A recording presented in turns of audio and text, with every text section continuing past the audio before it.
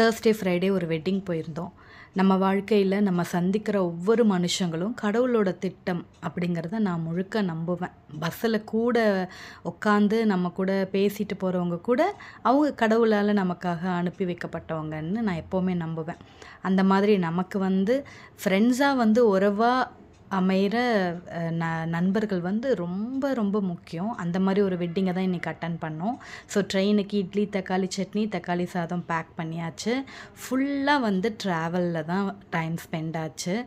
கல்யாணத்தை அட்டன் பண்ணது என்னமோ கொஞ்சம் நேரம்தான். பட் ட்ராவலில் அது என்னமோ ஒரு பீஸை கொடுத்துச்சுன்னு தான் சொல்லணும்.